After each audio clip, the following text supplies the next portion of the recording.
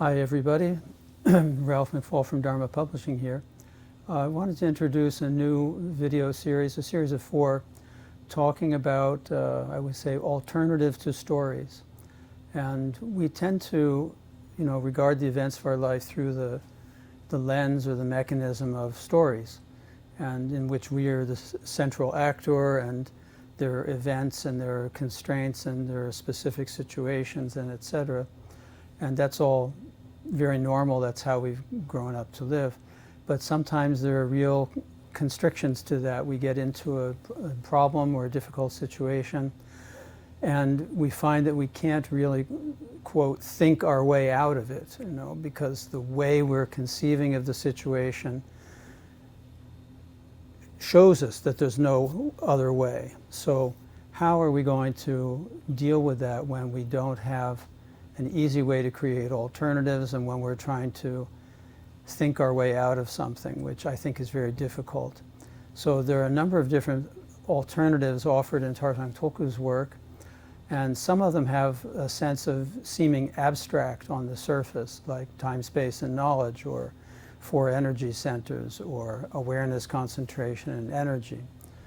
But we're going to see through the different videos how those different lenses can offer us a perspective that lets things move, that gives us options and shows us how to shift the energy of our experience in more healthy directions. So I wanted to start today with talking about Kum Nye, our movement practice developed by Tarthang Tulku, and make just a few really simple observations about it. The basic level of Kum Nye in the book we call Kum Nye Tibetan Yoga is some held postures, but mostly it's very slow movements, self-massage practice, and breathing practices. And the kind of underpinnings of that are learning to pay very sensitive and open attention to the details of your experience. And that, coupled with the slow movements and the particular design of the movements, is able to restore inner balance. So when they talk more traditionally about this, there's the notion you have the body, and then you have subtle energy channels in the body, and those channels carry energy that's linked to the movement and condition of the mind. So you have body, breath and energy, and mind. And one of the common observations from people who are new to Kum Nye, after they've practiced a little while, is, well, however I feel when I start practicing Kum Nye, 20 minutes later I feel completely different. So it's actually really nice to know that, that however you're feeling, if you just do a little Kum Nye, something's going to move.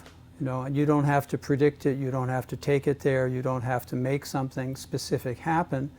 But the process of this open, deepening engagement, coupled with the movement exercises, it always leads towards more openness, more balance, and greater sense of ease.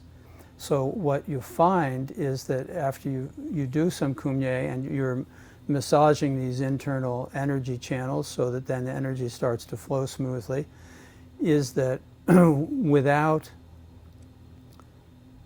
your conscious working at it, you could say, you'll have different thoughts.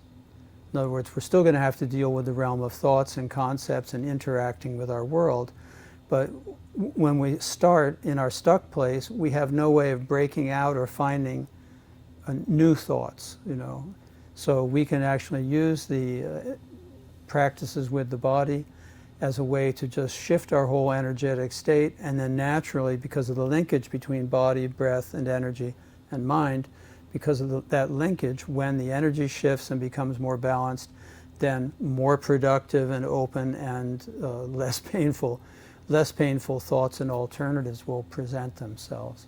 So it's a very good tool for everyone to have, to know some Kum Nye and to have some practice with that, so it becomes part of our repertoire, part of how we're embodied.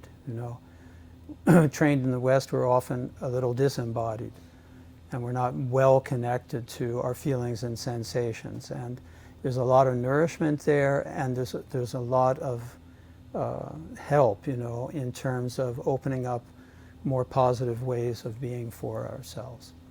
So if you'd like to know more about Kum Nye, you can go to academy.dharmapublishing.com, our second website, and there's a lot of material there of various types on teaching and talking about the depths of Kum Nye in all its levels.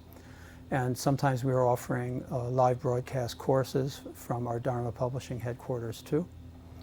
And of course you can buy the book Kum Nye Tibetan Yoga,